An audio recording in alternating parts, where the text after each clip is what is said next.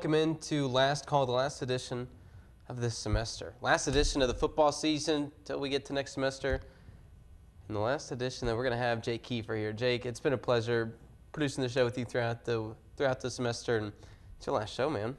Fun times, man. Fun times. I'll miss it. But you know what? We're going to kill one more show, one time for the one time. One more show. We've got a full slate today.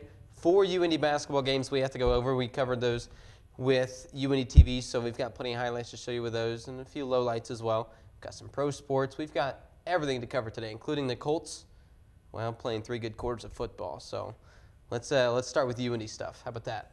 UINDY women's basketball came in 2-0 on the weekend. Don't look now, but they're starting to get hot. They look like a good team. They look good. They're putting together ball games. You know, they're finishing ball games from start to finish, and that's exciting. You know, they got a first-year coach. They've got a lot of transfers, a lot of new talent. They're really making it work, though. Let's take a look at some of these highlights that we had here. They won their first game 74-65 against William Jewell. Then they defeated Rockhurst 90-77. So 2 pretty convincing wins. They look pretty good. 2 conference wins at that. Yeah. So they're doing well in conference play. They forced 26 points off turnovers against William Jewell. That's an excellent stat right there. It really shows that they're really committed defensively to forcing turnovers and making sure that that they're doing what they need to do on the defensive end, but then also converting it into offensive tries. So you've got Sadie Hill, who's always going to be your best player. Lonnie Williams-Harris, you just saw her there, number 14 as well. They're your 2 returners. Outside of that, a lot of newcomers on this team, and they've been playing pretty well. It's been impressive to see a new head coach, all these new players, and they're finally starting to make things work. Yeah, Jody Mullins, Jada Patton. Liv Becker, she's been here for a year. She's really stepped into an interesting, fun role. Like we said, man, they're putting the pieces together to probably make a run in the tournament. Who knows? There's a chance, like you said, and we don't know what this team's capable of. We've only seen the first couple weeks, and man, they have looked good. How about Sadie Hill, a rebound short of a double-double in both games? 19 points versus Jewell, 17 versus Rockhurst. She looked very good. And in that second game, it was just an impressive game from really both of those for her. How about Adalis Ortiz, though, against Rockhurst? She led all scorers. She had 18 points, 6 rebounds, 3 assists. Really killed it.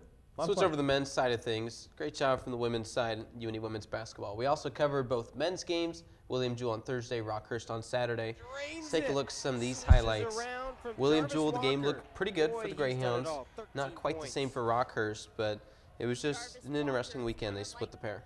Yeah, that Rockhurst loss, though, the Hounds shot 17% from the three-point line.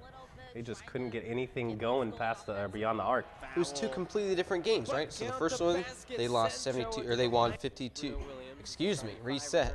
They won against William Jewell 72-56, and they lost to Rockhurst 71-61. But they shot the lights out of the basketball on Thursday, and then, like you said, they just couldn't do anything against Rockhurst. And it's not like Rockhurst is a good team. They came in with 3 or 4 wins. It was just a matter of they were kind of beating themselves. Yeah, lots of turnovers, lots of unfortunate errors. But Rockhurst, I think they put together a good defensive game themselves. Yep. And, one of their players had a double-double. And then that goes back to the defensive end for the Hounds. They got to tighten things up defensively. You got to keep the penetration from happening, and that penetration leads to kickouts for 3-pointers, and that's what we saw in that Rockhurst game. Yeah, it'll be interesting to see how the team can rebound from the loss. Again, they look good on Thursday, not quite the same on Saturday. I think it's more of a fluke. Lost to Quincy, lost to Rockhurst, 2 flukes, I think, for this team. They should be able to bounce back. Well, and you hate to be undefeated going into conference play. We've said that time and time again, and that these losses happen early in the season. But it's not to say they can't bounce back. You know who is undefeated? College football. How about Michigan? Go play the Big Ten championship game at Lucas Oil Stadium. Purdue came in, man, they put up a good fight for a few quarters, but in the end, it was Michigan who just came out and got the win. Let's take a look at some of these highlights here. It sure looked like Purdue was going to be having people sweating. Well, at halftime, I was grabbing some food after getting off work, and at halftime, it's like, oh man, Purdue might pull this off. Unfortunately, that wasn't the story.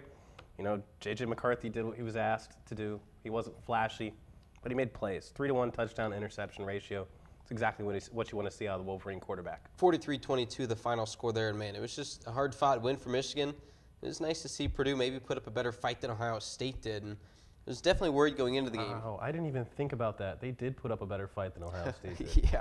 Wow. They sure did. Now Ohio State's in the playoffs. We'll get to that in a bit. But for Purdue, they put up a much better fight than I thought they did. I was worried it'd be like a 43-10 game. Not this, where it's just a couple scores and it was close late. We see here in the third, it was 21-13 at that point, and they even were able to score here. But it was, I don't know, it just seemed like Purdue did a good job just fighting and staying in that game for as long as they could. They tried all they could. Donovan Edwards, though, for Michigan, man, in the absence of Blake Corum, he's just really sprung into quite a player. 185 yards and a touchdown. I have nothing but good things to say about the running back. Yeah, it was a lot of fun. A lot of fun watching the game. Congratulations to Michigan completing that undefeated regular season. They're now the number 2 seed still. They head into play what could end up being a tough TCU team. Speaking of TCU, here's the game that they played, right? Big 12 championship, baby. Wasn't quite what we thought going in. TCU was supposed to be undefeated going in. They're supposed to be that team, and instead they ended up falling in what was a close game. K-State, they won 31-28. Man, they started with that big lead, 21-10 at this point, and it just looked like they were going to run away with it. But TCU, man, these Horned Frogs don't give up. Yeah, you know, it was back and forth the entire game. It was a very fun game to watch, but at the end, TCU had no answer for the Kansas State run game. Look right here, as you can see, that's Deuce Vaughn. Boy, Deuce Vaughn's fun to watch. He ends that game with 130 yards and 1 touchdown. It never felt over until the final whistle was blown. You know, it was one of those games. And even then, it's like, hey, you're going to add some extra time. What's going on here? It just seemed like it's just one of those interesting seasons for TCU. I mean, they've got the loss here. It's a blemish, but it didn't move the rankings. They're still ranked 3rd in the college football playoff. They're still going to host, or rather travel to Michigan, as we mentioned there. So still in the playoffs. It was such a weird game, but kudos to them for fighting back and going here till the end in overtime. That's the only black mark I can think of is they shouldn't have gone for it on that 4th down. They should have just kicked the field goal. Then it would have gone to a further overtime. TCU might have had a shot to come away with the Big 12 championship. Yeah, but you know, it's always risky thing looking back and forth. So it was just an interesting game for TCU, and kudos to them. They lose, but they still hold their ranking here, as you can see with the rankings. Georgia in the Chick-fil-A Peach Bowl, they're going to host Ohio State. Ohio State, you have the week off, and you slip in there back up to 4. Pretty impressive. And then Michigan in the Fiesta Bowl against TCU. Should be a fun playoff. Won't start for a couple weeks. Yeah, we'll see. I mean, here's my question for you, Nathaniel. Do you think that the committee got it right? Do you think TCU being in there at the 3 after losing is I think proper? they did. They lost in overtime. It wasn't one of those blowouts where it's like, well, we saw from Ohio State and Michigan the other day, where Michigan just runs away with it. Ohio State doesn't look like they have any fight. It was a close enough game to where I feel like it's warranted to have TCU up there because, you know, and they were down early quite a bit, but you lose just barely in overtime. You show you're still that team.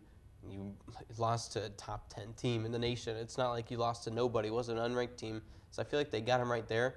Ohio State sneaking in over USC, that's maybe where some more of the discussion goes. But USC has a couple losses. This is Ohio State's only loss.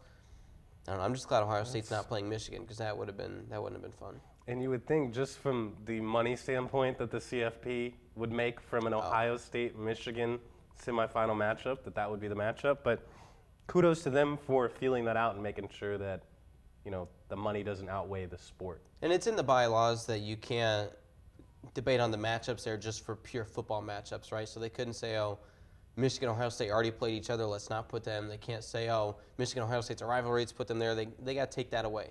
It is simply just rank 1, 2, 3, and 4. And I think they got the rankings right. So I'm just glad that they weren't thinking that way, where they're saying, hey, let's put Ohio State up a little bit, because it'd be justified with TCU's loss to put them down at 4 or slide them back 1. But I think they got it right. What do you say to the Alabama fans that say Alabama should be in? Alabama lost 2 games. There you go. What are you going to do? We'll keep it at that. Yeah. We'll keep it at that for sure. Let's move over to basketball. Keep an eye on Purdue. Hey, move up the AP poll. Currently ranked 4th, but first let's talk about those Hoosiers. Top 10 team going into the weekend, playing Rutgers. Man, as a Purdue fan, I know what Rutgers can do to your franchise. And for Jake, this is tough. Rutgers is just one of the hardest places to go in. Yeah, you don't go into Rutgers and have an easy time. It was a tough time for IU. It's their 6th straight loss against Rutgers.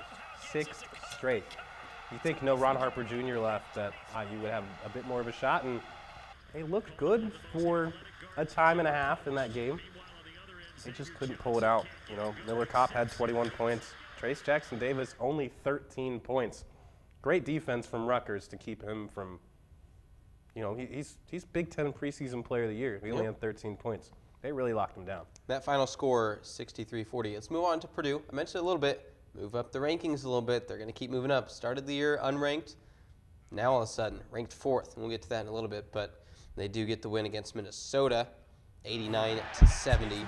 Zach Edey, man, he's looked good. 7 straight games where he's had 20+, and his stat line here was wild.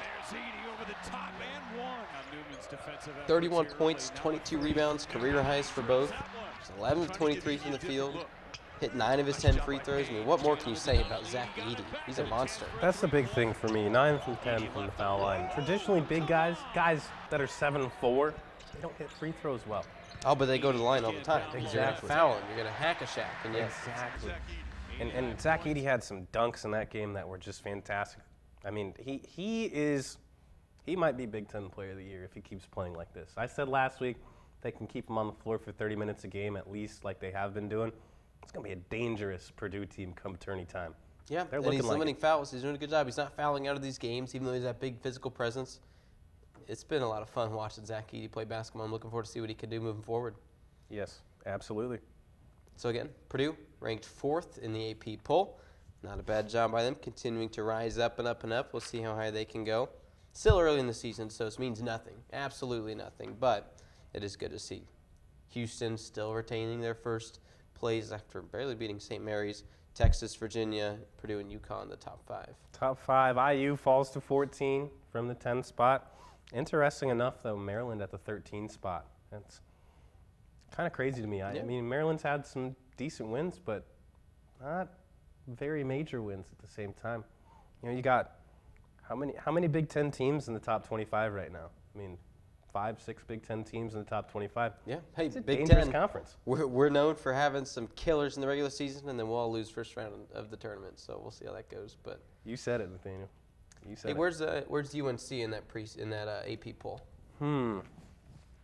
Oh wait, they're not in it. They were preseason number 1. They were preseason number 1, and they are not anywhere to be in this list. All I have to say there is UNC.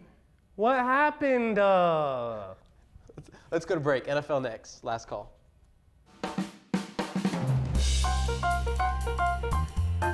Hey, it's Giselle here on 88.7 WICR. 88.7 The Diamond, the only jazz and classical station in Indianapolis, completely led by the students of the University of Indianapolis. Listen to us on iHeartRadio, TuneIn app, FM radio, HD radios, or even on our website at wicronline.org, a different kind of public radio. Welcome back here to Last Call. Nathaniel Finch, Jake Kiefer. Let's get into the NFL slate. We're going to hit every single NFL game. Start with the Colts. Colts, Sunday Night Football, their second straight game under the lights. Played the Cowboys, played 3 great quarters of football. I mean, you allow 33 points in the fourth quarter, it's not going to win the game. So they end up losing that game 54-19. But, hey, early in the fourth, it was 21-19. It was a good, hard-fought battle. CeeDee Lamb is a dog. It was a solid 3.5 quarters of football from the Colts. But that's been their issue all year.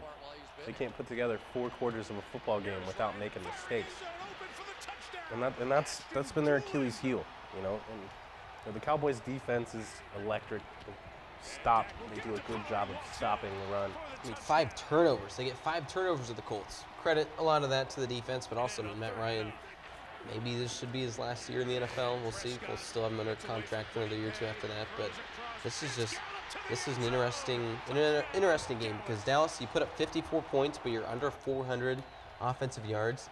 A few defensive touchdowns, a lot of drives that would start at the opposing 30, 20, even inside the red zone already. It was one of those just weird games where the Colts couldn't do a whole lot. But, I mean, again, look at this. 3:55 to go in the game.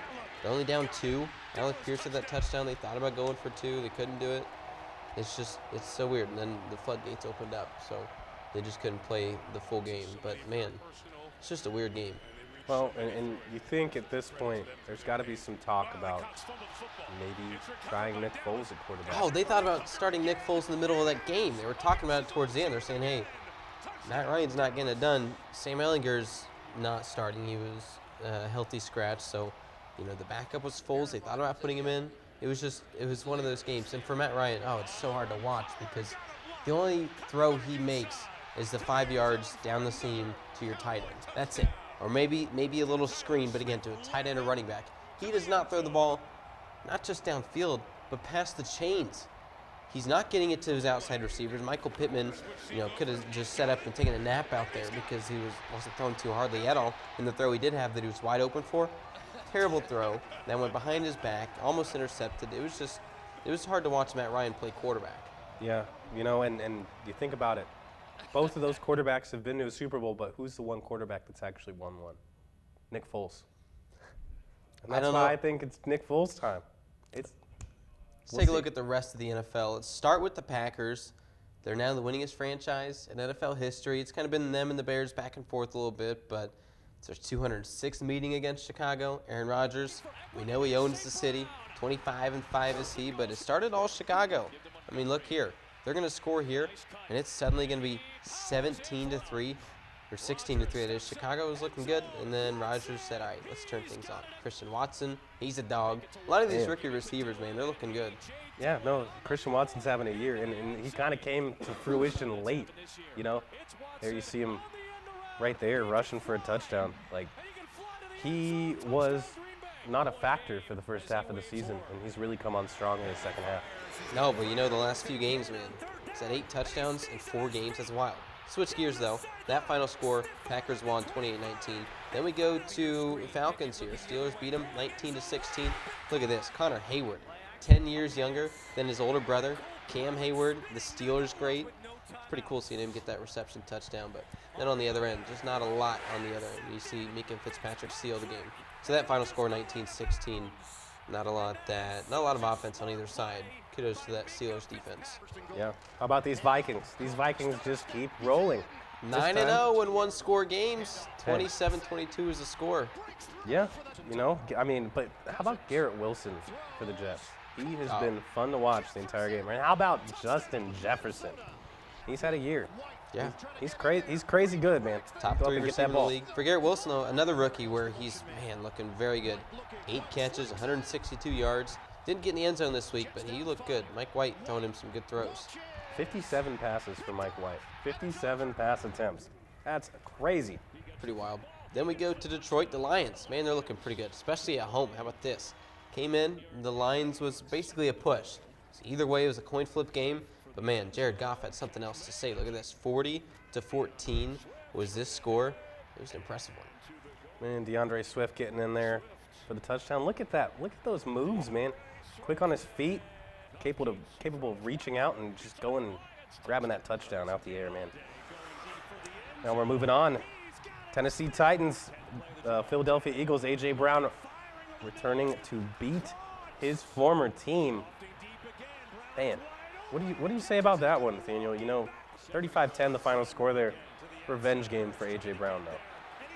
8 for 119, 2 touchdowns. What you say is, hey, I placed a bet that morning saying Mr. A.J. Brown's going to have 2 touchdowns, and he sure did. Won me a nice little 50-piece, but we'll switch gears here after the Eagles won 35-10, kind of embarrassed the Titans. How about Browns beating the Texans? Deshaun Watson comes back. He gets his first game with the Browns. Doesn't look that good. It's going to be the defense and special teams. Peoples-Jones with a big punt return touchdown to get things started. The defense, including this one, had a couple touchdowns. Denzel Ward with this one.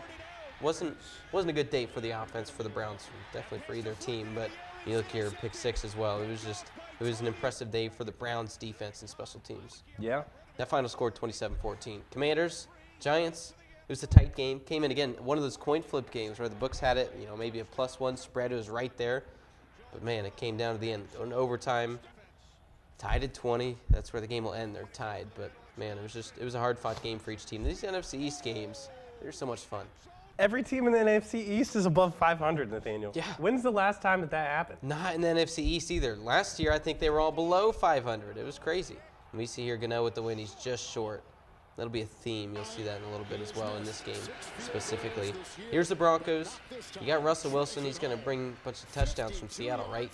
No. Broncos didn't score a single touchdown all game. You see Lamar Jackson here got hurt. Look at this. You hate to see it. that. Yeah. Bit of a knee injury. He's week to week. He probably won't play this upcoming week, but he should be back in a week or two. So you like to see that. But he exited the game early in the first quarter. Had to bring in Tyler Huntley, and he also didn't produce many touchdowns. Still a field goal game. They kept going back and forth. The score was 9-3 going into the fourth quarter on that last drive. Tyler Huntley, he produced some magic. Won the game with a 2-yard rush. He gets that ball out there, and he hits his receivers in stride. He might be a little bit better of a passer than Lamar is. Look at this one. You know who's not a better passer? That's your wide receiver, Josh Prochet. What are you getting him the ball for? Justin Simmons, the easiest interception you'll see all week. That's a terrible play. Yeah, I don't know what the play call was there, but then again, me and Greg Roman have creative differences anyway. But you see here, Tyler Huntley, this last drive, making some great plays, 28 seconds left in the score. Russell Wilson, though, no one timeout, trying to work with what he's got. Puts his body on the line, 2 seconds left, gets him at the logo. It's hard to make field goals from that paint. Not if you're Justin Tucker. It's a fair point. And he's at Justin Tucker's home, but they couldn't, so that final score, Ravens 10, Broncos 9. Dolphins, Niners. The Niners won 33-17, but it started off with Trent Sherfield, a former 49er, 75-yard touchdown. Look at this, though. Jimmy G left just like Lamar did early in the first with a foot injury. This one is ugly. It's a broken foot. He's out for the year. You hate to see that. Jimmy G was such a good story, but he will miss the remainder of the season. Bring in Brock Purdy. Hey, he's kind of serviceable. Get it to Kyle Juszczyk. He comes in, does good work. Former Raven.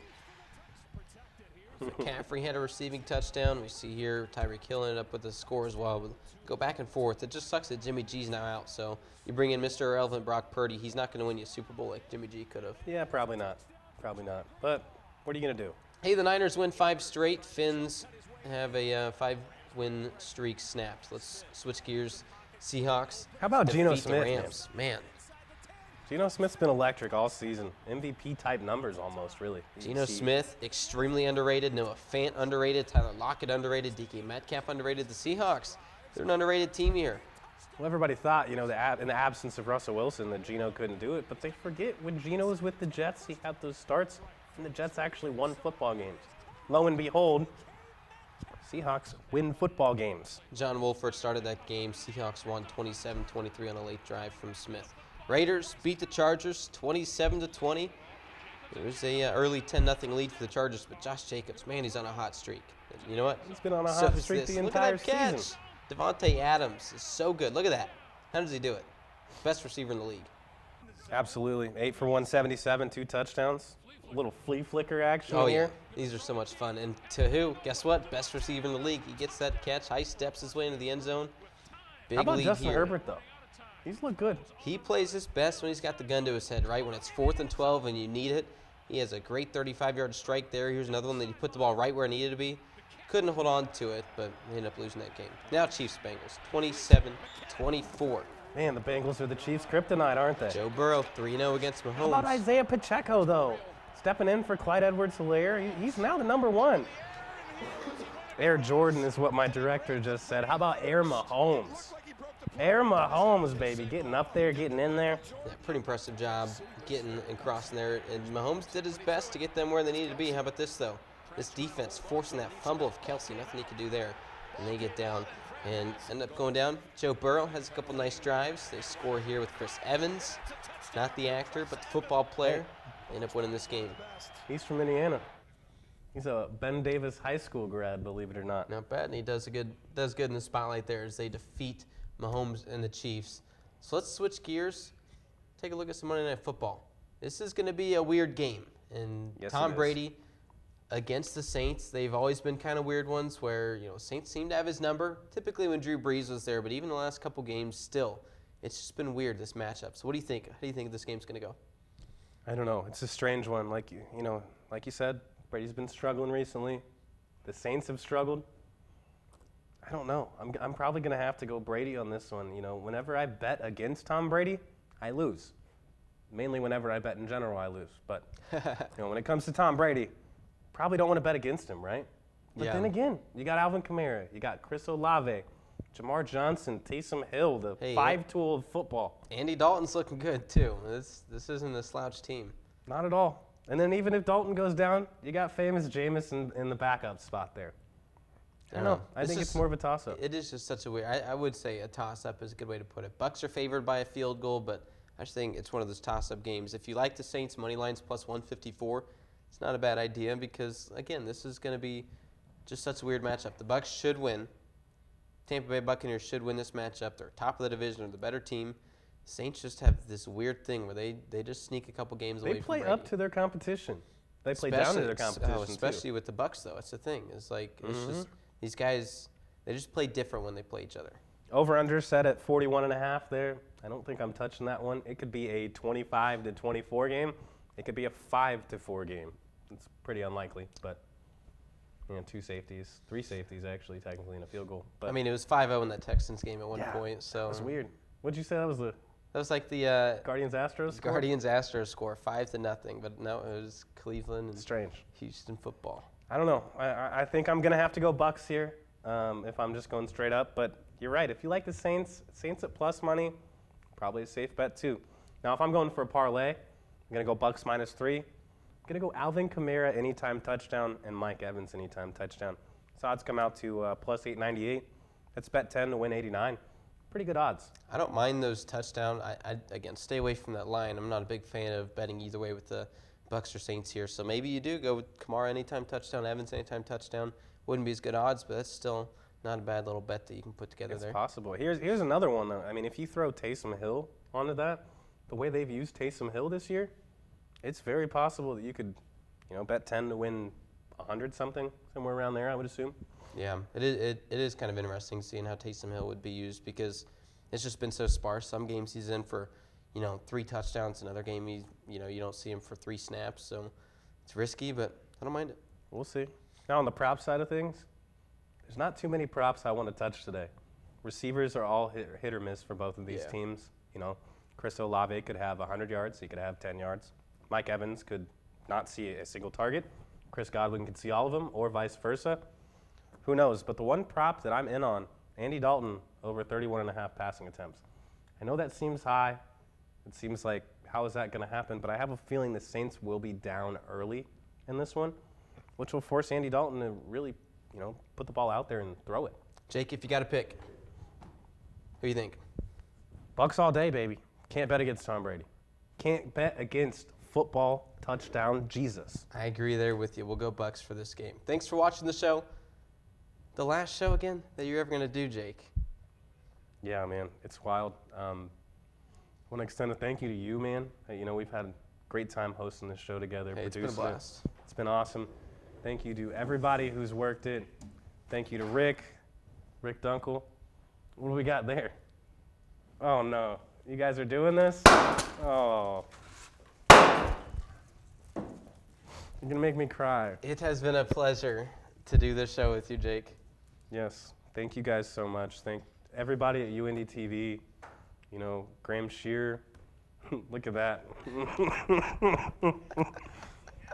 That is a great picture. Wow. Thank you to Colin Jung, Grayson Holt, Sydney Smith, Logan Wong. Everybody I didn't mention. It's been quite a ride, man. It's been quite a ride.